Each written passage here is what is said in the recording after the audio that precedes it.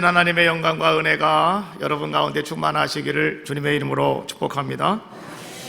가이사라에 고넬료라고 하는 사람이 살고 있었습니다. 이스라엘 지도를 바라보면 이 가이사라라고 하는 곳이 어디에 있었는가, 제가 지도를 하나 준비했는데요. 자, 여러분 그 지도를 보시면 가운데 있는 곳이 바로 가이사라입니다. 그리고 그 밑에 보면 욥바라고 하는 곳이 나오는데, 이제 욥바는 오늘 우리가 본문 말씀을 인용하는 이 말씀의 내용이 되어지는 곳이 바로 욥바라고 하는 곳이기 때문에 제가 여러분께 표시를 해드렸고요. 여러분 잘 알고 있는 갈멜산이 바로 그 꼭대기에 있죠. 다 바로 이 지중해를 바로 옆에 근처에 두고 있는 바로 그러한 곳이다 라고 하는 것 여러분 아셔야 되겠죠. 이 지중해를 통해서 로마에서 이스라엘로 들어옵니다. 그러다가 보니까 로마의 모든 빌라도라든지 총독이 이런 사람들은 다 어디서 진을 치고 사냐고 하면 바로 이 가이사라라고 하는 곳에서 그들은 생활을 하게 됩니다. 그러다가 예루살렘에 무슨 일이 있으면 군대를 이끌고 예루살렘에 갔다가 다시 어디서 주둔을 하느냐, 이 가이사라라고 하는 곳에서 주둔을 하게 되죠. 이번에 성지순례를 통해서 이 가이사라에 가서 현지의 모습을 사진으로 2장 갖고 왔습니다. 자, 첫 번째 사진을 바라보시면 이것은 이 가이사라에 있는 원형 극장입니다. 여기는 이 지중해로부터 오는 바람을 타고 그냥 육송으로 노래를 불어도 저 뒤에 앉은 분까지 소리가 그대로 똑같이 이렇게 전달이 되어지죠. 그래서 오늘날도 많은 성악가들이 저기에 서서 찬양을 노래를 부르고 많은 사람들이 막 환호하는 이러한 모습들을 여러분 아마 TV에서 보실 것인데요. 바로 그것이 바로 이 가이사라에 있다라고 하는 겁니다. 다음 사진을 보시면 지중해를 끼고 이제 옛날에 이곳에 궁궐이 있었고 사람들이 주둔하던 그러한 집들, 고급 집들이 있었던 곳이 바로 이곳이죠. 그래서 여러분 바라보시면 얼마나 참 이 지중해가 광활하고 참 좋은 곳입니까? 이곳에서 이제 로마의 군인들이 돌아와서 아니면 총재가 들어와서 거기서 생활을 하는 그러한 곳이었죠. 어찌 보면 이곳은 이 교통이 아주 탁월하게 좋기 때문에 이렇게 우리는 이야기합니다. 이 복음의 전초지지였다라고 이렇게 이야기합니다. 예수님이 이 땅에 오셔서 복음을 전하셨던 이 선교지는 어디였느냐? 예수님의 복음의 전초지는 어디였느냐? 가버나움이라고 하는 곳이었는데요. 전체적인 복음의 전초지지는 바로 이 가이사라라고 하는 곳이었다라고 하는 것을 여러분들이 먼저 이해하시고요. 오늘 이제 가이사라에 고넬료라고 하는 사람이 있었다라고 하는 것으로 오늘 말씀을 한번 시작해 보려고 합니다.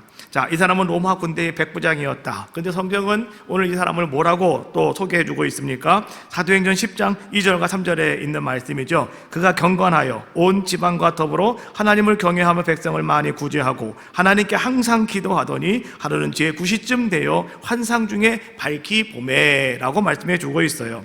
온 집안이 하나님을 잘 믿었다. 또 이 사람은 항상 기도하는 사람이었다. 그럼 특별히 3절 말씀에 보니까 하루는 제9시쯤 되어 그는 구시 기도를 행하는 자의 모습이었다라고 하는 것을 성경은 톡 집어서 말씀해 주고 있죠. 제가 왜 이 말씀을 강조해서 읽는지는 여러분 아시겠죠? 모르시는 분 조용히 찾아오시면 제가 알려드릴게요. 자, 그리고 이 사람은 이방인으로서 최초로 예수님을 믿게 된 사람이었다라고 하는 겁니다. 그래서 이 고넬료가 예수님을 믿게 되어진 것은요, 참 역사상으로 매우 중요한 의미를 가지고 있습니다. 왜냐하면 오늘 지금까지 유대인들은 말이죠, 이런 생각을 가지고 있어요. 복음은 오직 유대인에게만. 왜요? 유대인들은 하나님께 선택받은 사람들이었기 때문에 우리들에게만 복음이 전파되어져야 한다라고 그들은 그렇게 믿는 사람들이었습니다. 이방인들에게는요, 정말 그들이 가서 복음을 전하지 않았습니다. 그런데 오늘 이 고넬료의 가정에 복음이 전파되어짐으로 말미암아서 이제 이방인들에게도 복음이 전파되어지는 아름다운 계기가 되었다라고 하는 겁니다. 베드로가 고넬료의 집에 가서 이런 얘기를 합니다. 10장 28절로 29절에 있는 말씀이에요. 유대인으로서 이방인과 교제하며 가까이 하는 것이 위법인 줄은 너희도 알거니와. 지금 이제 베드로가 이제 고넬료에게 하는 얘기예요. 이거 위법이다라고 하는 겁니다. 그러나 하나님께서 내게 지시하사 아무도 속되다 하거나 깨끗하지 않다 하지 말라 하시기로 부름을 사양하지 아니하고 왔노라. 내가 너에게 묻는데 왜 나를 불렀느냐? 오늘 베드로가 이제 고넬료에게 이야기를 하죠. 그랬더니 30절에 고넬료가 이렇게 말합니다.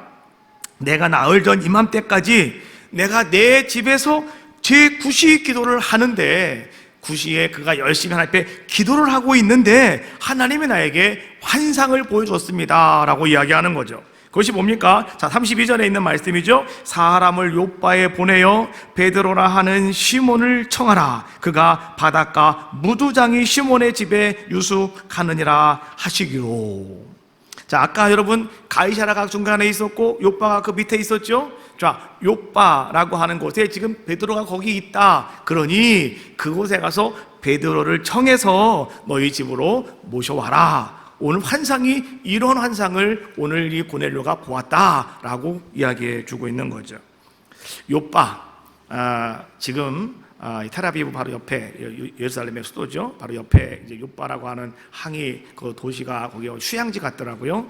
거기 존재하고 있는데요. 자, 지금 현재 사진을 2장 더 찍어 갖고 왔습니다. 자, 이게 뭐냐고 하면 베드로 환상 교회입니다.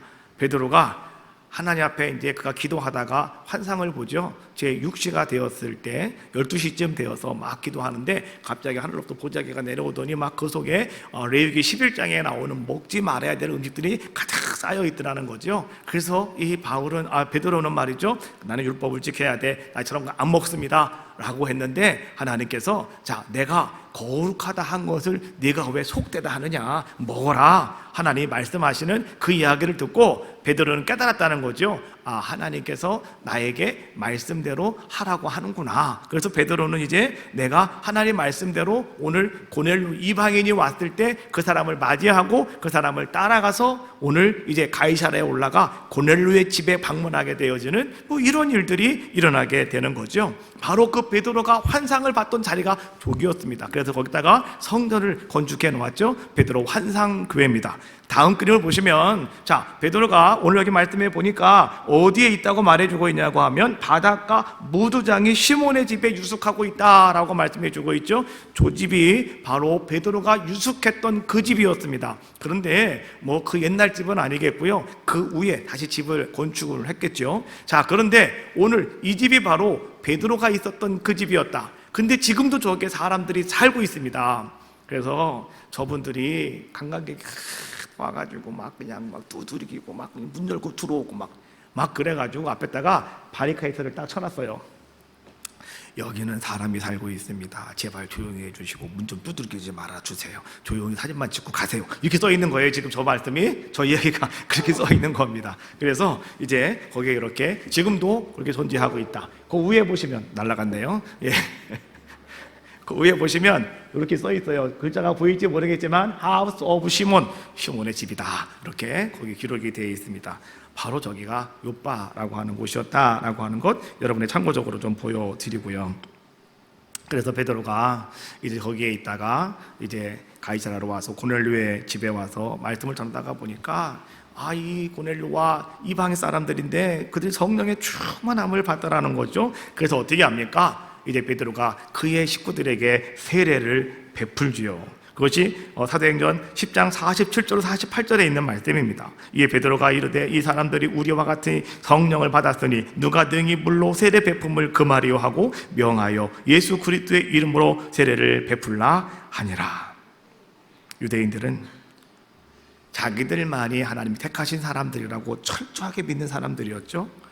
다른 이방인들은 선택받지 못한 사람들, 심지어 그들은 하나님께 저주를 받을 사람들, 그들은 구원받지 못할 사람들이라고 그들은 믿어왔습니다. 그런데 이방인이었던 이 고넬료에게 가서 베드로가 세례를 베풀었다라고 하는 것은 그 시대에 상당히 충격적인 사건이었죠.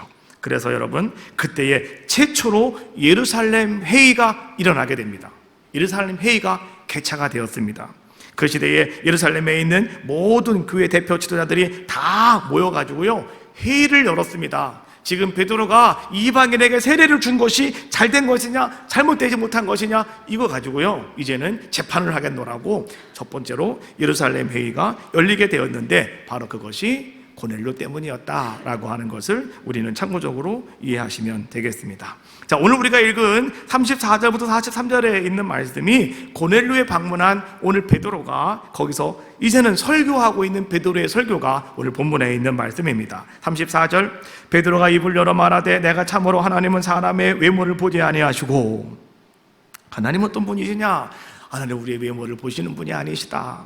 여러분, 이 말씀은 어디서 들어보셨습니까? 사무엘상 16장 7절에서 여러분 들어보셨을 겁니다. 하나님이 다윗을 세우실 때 오늘 이 사무엘이 말이죠, 첫 번째 아들이 들어오니까 너무 멋있어요.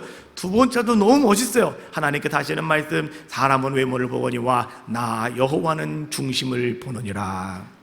아니다, 하나님 말씀하시는 거잖아요. 그래서 마지막 말째 다윗이 이제는 기름 부음 받는 놀라운 역사가 임한 것 우리 잘 알고 있지 않습니까?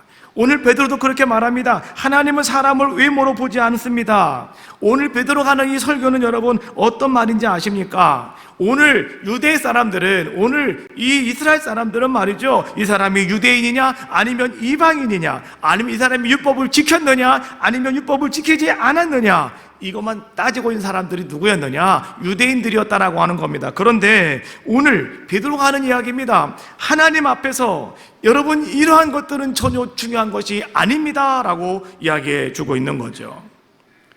율법주의라고 하는 것이 뭔지 아십니까? 율법주의는 분리주의적인 사고를 갖고 있는 게 율법주의입니다. 그래서 부자와 가난한 사람, 배운 사람과 못 배운 사람, 유대인과 이방인, 항상 이렇게 분류하는, 이것이 율법주의자들이 갖고 있는 그들의 사고방식이었다라고 하는 것이죠. 그래서 베드로는 이렇게 말합니다. 여러분이 가지고 있는 그런 율법주의적이고 분리적인 사고방식이 바로 예수 그리스도께서 이 땅에 오셔서 예수님이 우리에게 은총을 베풀어 주심으로 말미암아 예수님으로 인하여서 이제 우리는 그 모든 것들을 다 극복하게 되었습니다 라고 그는 설교를 하고 있는 겁니다.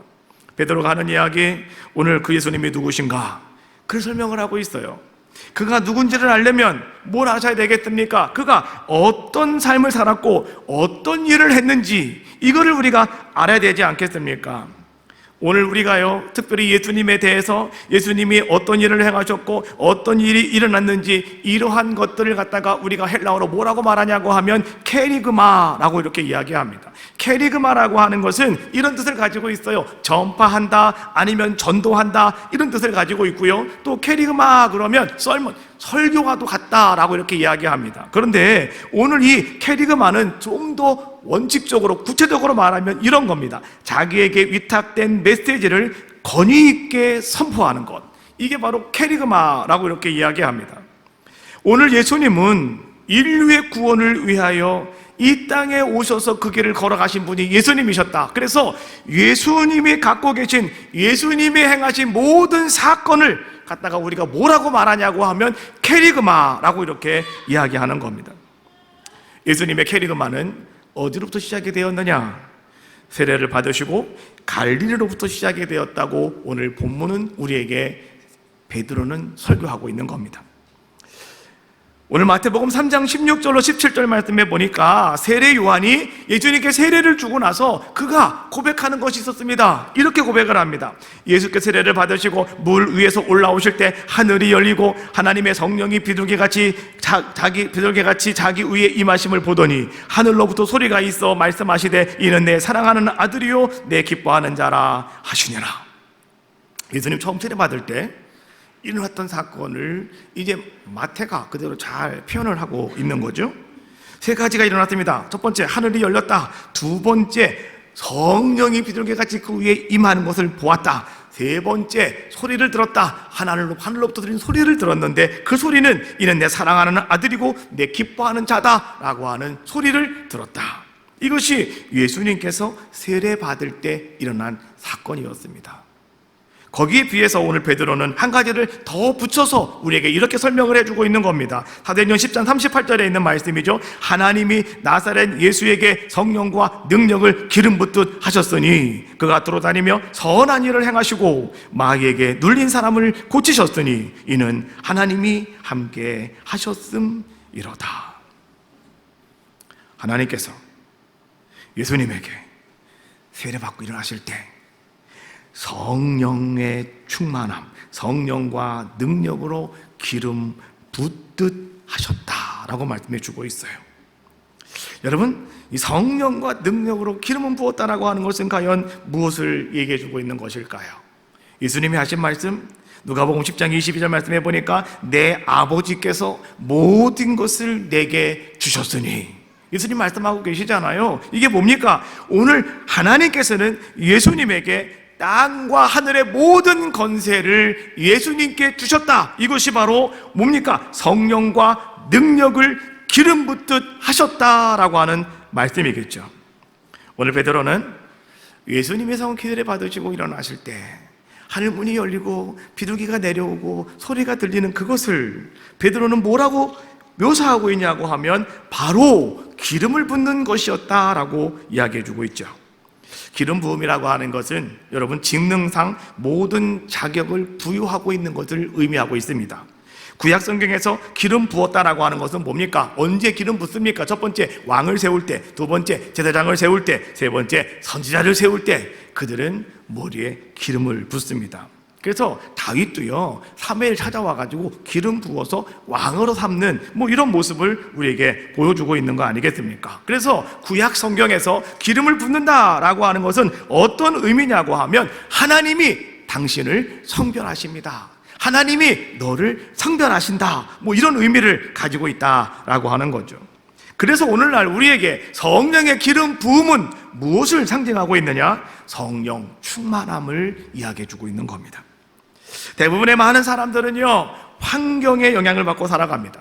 그래서 환경이 어떻게 바뀌는가에 따라서 사람들의 마음도 그렇게 따라가고 바뀌어지고 말지요. 또 대부분 많은 사람들은 개인적으로요, 자기 자신의 감정의 지배를 받고 살아갑니다. 기분 좋으면 기분 좋고 기분 나쁘면 기분 나쁜 거예요. 감정에 따라서 사람들은 그렇게 지배를 받으며 살아가게 되더라라고 하는 거죠. 그러나 오늘 우리에게 성령의 충만함이 임했다라고 하는 것은 무엇을 말하느냐? 오늘 여러분들은 성령의 지배를 받고 살아가는 자들의 모습이다라고 하는 것을 말씀해 주고 계신다라고 하는 거죠. 성령을 보혜사라고 이렇게 이야기하죠. 요한복음 14장 16절 말씀해 보니까 내가 아버지께 구하겠으니 그가 또 다른 보혜사를 너희에게 주사. 성령을 보혜사라고 이렇게 이야기합니다. 이 보혜사라고 하는 말을 우리가 헬라어로 그렇게 말합니다. 파라클레토스라고 하는 단어를 쓰는데요, 이것은 옆에서 부른다 이런 뜻이에요. 근데 이 파라클레토스라고 하는 말의 의미는요, 여러분 어떤 의미냐? 이런 의미를 가지고 있어요. 여러분들이 재판을 받게 됐습니다. 법정에 갔어요. 법정에 갔더니 말이죠, 아주 판세가 아주 불리하게 돌아갑니다. 완전히 내가 말이죠, 나쁜 사람이 되고 내가 정말로 이제는 그 모든 것을 다 떠맡을 수밖에 없는 이런 상황으로 재판이 진행이 되고 있더라라고 하는 거죠. 그래서 가만히 생각을 해보니 안 되겠어요. 그래서 여러분들이 큰 노폼에 가가지고 아주 훌륭한 변호사 한 명을 여러분들이 선임을 했습니다. 그리고 그 변호사가 와가지고 말이죠, 다시 재판을 시작하게 되었는데, 근데 그 변호사가 딱 투입됨으로 말미암아서 모든 상황이 다 뒤집어져 버리고 말았습니다. 반전이 되어져 버리고 말았다라고 하는 것이죠. 그때 많은 사람들은 그렇게 이야기합니다. 그것은 다 변호사의 덕이었다고. 변호사가 그렇게 재판을 완전히 뒤엎어버린 거 아니겠습니까? 변호사가 아니었으면 자기는요, 모든 것을 다 자기가 짊어져야 되는데 변호사로 말미암아서 자기가 이제는 거기서 벗어날 수 있는 기한자의 모습이 되어지는 것, 이와 같이 변호사의 역할을 한다는 의미에서 보혜사라고 하는 것은, 이 파라클레토스라고 하는 것은요, 그런 역할을 하시는 분이 성령님이시다라고 하는 것을 우리에게 말씀해 주고 계시는 거예요. 여러분 삶 속에 어려움이 있습니까? 여러분 삶 속에 정말 불리한 상황 속에서 여러분들이 어떻게 손 쓸 수도 없는 그런 상황 속에 있다 하더라도 오늘 보혜사 성령 파라크레토스라고 하는 보혜사 성령께서 여러분들과 함께 하시면 여러분의 모든 삶을 여러분 그렇게 뒤집을 수 있는 귀한 자가 되더라라고 하는 거죠. 예수님이 세례 받으시고 이제 주님께서는 갈릴리에서 이제 옵니까? 주님은 그 일을 캐리그마 그 일을 시작하게 되었는데, 자, 근데 주님은 어떻게 하셨다고 말씀해 주고 있습니까? 38절 다시 보면은 거기 이렇게 말해주고 있어요. 하나님이 나사렛 예수에게 성령과 능력을 기름 붓듯 하셨음에 그가 두루 다니시며 선한 일을 행하셨다. 오늘 우리는 예수님이 하셨던 첫 번째 일을 한번 생각해 보려고 하는 겁니다. 선한 일을 행하셨다. 이 선한 일을 행했다라고 하는 것은 여러분 이 헬라적인 의미로 우리가 이것을 해석을 해본다면 이런 뜻입니다. 백성들에게 있어서 은인으로 인정받는 군주의 사랑, 이러한 것을 의미하는 게 선한 일을 행함이라고 하는 의미라고 합니다. 다시 말하면 오늘 말이죠. 오늘 정말 나에게 어떤 무슨 일을 하다 하더라도 여러분들이 그 사람을 도와주고 사랑으로 도와주고 누군가에게 여러분들이 은인이 되어주는 사람이 되었다면, 나를 적시해도 여러분들은 그 사람을 미워하지도 않고 정말 여러분들이 사랑하는 자세를 가지고 있다면, 그것이 바로 뭐냐? 헬라적인 의미로 선한 일을 행하는 것이다 라고 하는 것을 이야기해 주더라 라고 하는 겁니다. 대표적인 예가 여러분 이런 게 있습니다. 에베소서 2장 10절 말씀에 바울이 하는 얘기입니다. 우리는 그가 만드신 바라 그리스도 예수 안에서 선한 일을 위하여 지으심을 받은 자니 이 일은 하나님이 전에 예비하사 우리로 그 가운데 행하게 하려 하심이니라. 바울의 이야기는 이런 얘기예요. 간단하게 말하면 하나님께서 우리를 지으신 이유가 뭔지 아십니까? 선한 일을 하게 하려고 하나님은 여러분들을 지으셨습니다. 그 말을 다른 말로 말하면 하나님이 여러분들에게 준 사명이 뭔지 아십니까? 하나님은 여러분들에게 선한 일을 행하라고 그 사명으로 하나님은 여러분들에게 사명을 베풀어 주셨습니다. 이런 뜻이죠. 그러면 오늘 우리는 말이죠, 내가 이제 예수님처럼 여러분들도 세례 받고 내가 주님을 영접한 자, 하나님의 자녀에 대한 권세가 여러분들에게 임하였다고 한다면 이제 여러분들은 어떤 자들의 모습이 되셔야 될까요? 예수님처럼 여러분들도 두루 다니며 선한 일을 행한 자들의 모습이 되셔야 된다라고 하는 겁니다. 그런데 그 선한 일이라고 하는 것이 무엇이냐? 그것은 하나님이 여러분들을 만드신 목적이고 하나님이 여러분들에게 주신 사명이다라고 하는 것을 우리가 깨달아야 된다라고 하는 겁니다. 이 선한 일, 성경이요, 이 선한 일을 행하는 것을 우리에게 보여주고 계시는데 그 대표적인 사람이 누구냐? 요셉이라고 하는 사람입니다. 요셉은 어린 나이에 형들의 시기와 미움 때문에 그런 애굽으로 종으로 팔려가는 자의 모습이 되지 않습니까?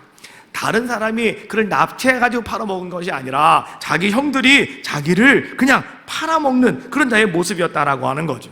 동생으로서 요셉은 얼마나 그것이 억울하고 얼마나 분통이 터지겠습니까? 생각하면 생각할수록 형들에 대한 복수심이 불타오르지 않겠습니까? 그러는 가운데 오늘 요셉에게 기회가 왔어요. 하나님의 은혜로 요셉이 애굽의 총리가 되었고 온 천하에 흉년이 들다가 보니까 형들이 이제는 애굽으로 양식을 구하러 온 거지요. 13년 만에 이제는 자기를 그렇게 만든 그 형들이 자기 앞에 무릎 꿇고 엎드려 있는 모습을 요셉은 바라보게 되었다라고 하는 것이죠.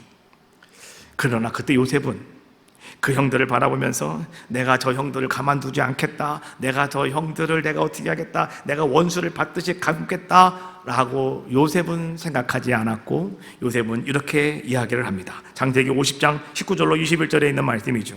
요셉이 그들에게 이르되 두려워하지 마십시오. 내가 하나님을 대신하겠습니까? 당신들은, 형님들은 나를 해하려고 나를 죽이려고 했지만 하나님은 그것을 선으로 바꾸어 주셔서 오늘과 같이 많은 당신의 백성의 생명을 구원하게 하시려 하셨나니 당신들은, 형님들은 두려워하지 마십시오. 내가 형님들과 형님들의 자녀들을 내가 잘 보호하고 기르겠습니다. 그리고 오늘 그들을 강구판 말로 위로하였더라. 요셉은 원수를 갚아야 되는 그 자리에서 요셉은 지금 무엇을 하기로 작정하였습니까? 선을 행하기로 작정한 자의 모습이었다라고 하는 것이죠. 그러면 우리 여기서 궁금한 것이 있습니다. 어떻게 요셉이 이런 자의 모습이 되었을까라고 하는 것이죠. 그것은 다른 것이 아니었습니다. 요셉은 깨달았습니다. 뭘 깨달았느냐? 이 모든 일이 하나님의 뜻 안에서 이루어졌구나라고 하는 것을 요셉은 깨닫게 되었다, 알게 되었다라고 하는 겁니다. 하나님께서 나를 먼저 애굽에 보내셔서 우리 아버지와 우리 형제들, 우리 모든 가족들을 구원하시기 위해서 하나님은 우리의 형들을 저렇게 악한 행동을 하게 만들어서 이제 그러한 도구로 쓰셨구나라고 하는 것, 이것이 바로 하나님의 구원의 계획이셨구나라고 하는 것을 요셉은 그 사실을 깨닫는 자의 모습이 되었다라고 하는 것이죠. 그래서 요셉은 지금까지 자기가 해야 할 일은, 그러면 내가 지금 해야 할 일은 과연 뭘까? 내가 이 형들을 앞에 놓고 내가 해야 할 일은 과연 무엇일까? 요셉은 알았어요. 하나님께서 행하신 그 선한 아름다운 일을, 내가 선한 일을 행함으로 말미암아서 잘 마무리하는 것이 바로 나의 사명이구나. 요셉은 그것을 깨달았다는 겁니다.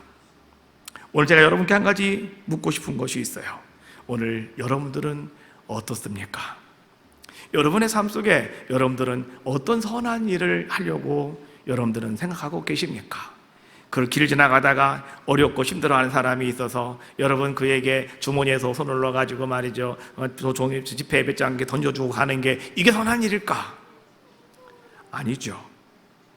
오늘 요셉과 같은 이러한 일이 선한 일이라고 오늘 성경은 말씀해 주고 계시는 거죠.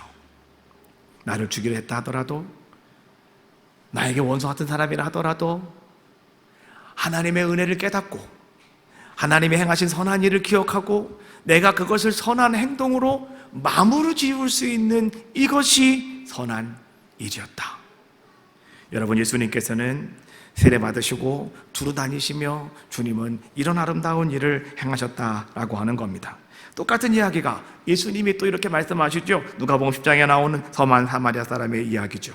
어떤 사람이 강도를 만났습니다. 가진 것을 다 빼앗기고 옷도 벗겨지고 죽도록 매를 맞고 길에 버려졌습니다. 마침내 한 제사장이 그 앞으로 지나가는데 이 사람을 바라보았습니다. 또 한 레위 사람도 지나가다가 이 사람을 바라보았습니다. 그런데 성경은 이렇게 이야기하죠. 그를 보고 피하여 지나갔다. 왜 이 사람들은 그를 보고 피하여 지나갔을까요? 저는 오늘 이렇게 한번 생각을 해봅니다. 아마도 이 사람들은 하나님을 잘 믿는다고 하는 사람들이지만 하나님 말씀대로 그들이 살아가겠다고 작정한 사람들의 모습이었지만, 그러나 이 사람들은 평소에 남을 돕는 선한 일을 해본 적이 별로 없는 사람들이었다. 그래서 그들은 그냥 지나갈 수밖에 없었다. 보았지만 그냥 피하여 지나가 버리고 말았다. 그러나 이와 달리 한 사람이 있었다. 그 사람은 선한 사마리아 사람이었는데 이 사람도 이 강도한 사람을 바라보았다. 근데 이 사람은 어떻게 합니까? 그 사람을 바라보고, 강도한 사람을 바라보고, 첫 번째 불쌍히 여겼다. 두 번째 가까이 갔다. 세 번째 응급처치를 해주었다. 네 번째 자기 짐승에 태워서 주막으로 데려갔다. 다섯 번째 가서 그 사람을 돌봐주었다. 여섯 번째 주막 주인에게 돈을 주면서 부탁을 했다. 잘 좀 돌봐달라고. 자, 여러분, 오늘 이 한 사람은 그러면 어떻게 이렇게 할 수가 있었을까라고 하는 것이죠. 전 또 이렇게 생각을 한번 해보았습니다. 아마도 이 사람은 평소에 많이 했던 일이기 때문에 선한 일, 그 일을 이 사람은 많이 해보았기 때문에 그것이 선한 일을 행하는 것이 이 사람에게는 습관이 되어져 있었다라고 하는 것이죠. 예수님께서 오늘 이 말씀을 우리에게 하시는 이유가 과연 무엇일까요? 너도 선한 사마리아 사람처럼 가서 선한 일을 행하라 라고 말씀해주고 있는 이유가 아니겠습니까? 그런데 한 가지 주님은 더 말씀하시는 것이 있는 것 같아요. 그건 이런 것 같아요. 여러분들도 선한 사마리아 사람처럼 이런 선한 일을 매일매일 행함으로 말미암아 그것이 여러분들의 습관이 되게 하십시오. 제사장들과 레위 사람들처럼 사람들 앞에서는 나 예수 잘 믿는 사람이라고, 나 신앙생활 잘하는 사람이라고 우리가 나 자신을 소개할 수는 있겠지만, 그러나 보고 피하여 지나간다면 그 사람은 선한 일을 해보지 못한 사람이 아니겠습니까? 저는 먹는 걸 좋아하니까 먹는 거로 비교할게요. 고기도 먹어본 사람이 잘 먹는답니다. 아무도 안 웃으시니까 할 말이 없고요. 넘어갑시다. 그럼 그렇잖아요. 뭔가 해본 사람이 할 수 있다, 이런 얘기죠. 올 한 해, 여러분, 이제 여러분들도요 다 예수 그리스도 안에서 내가 하나님께 세례 받았어요. 내 모든 죄가 다 씻음 받았어요. 그럼 이제부터 정말 여러분 진정한 그리스도인의 삶이 되어진 거 아니겠습니까? 그리스도의 자녀가 되지 않았습니까? 그러면 이제 여러분들은 구원자의 반열에 선 그런 자의 모습이 되었습니다. 그러면 어떤 삶으로 여러분들은 2023년 한 해를 어떤 선한 일을 행하며 여러분들은 살아가시겠습니까? 2023년 우리는요, 하나님께서 우리에게 주신 축복의 한 해라고 저는 생각이 됩니다. 그래서 아까 제가 말했죠. 자, 우리 20주년 감사 프로젝트입니다. 감사 축제요. 1, 2, 3 이렇게 제가 이해하고 있습니다. 3, 4, 5, 6 여러분들이 계속해서 만들어 가야 될 줄로 믿습니다.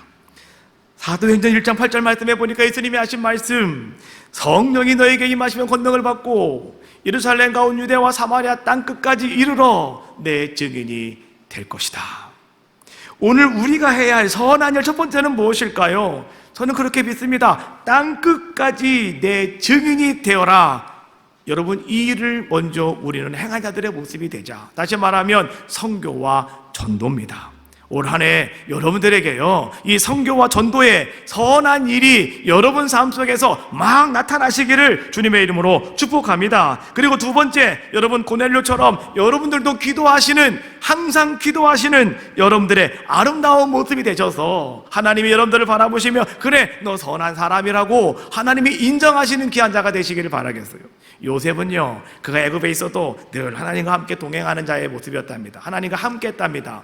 성경에는 요셉이 기도했다 이런 말은 없지만 하나님이 그와 함께 했다고 하는 것은 뭡니까? 요셉은 늘 주님 앞에 기도하는 자의 모습이었다, 항상 기도하는 자의 모습이었다라고 하는 거죠.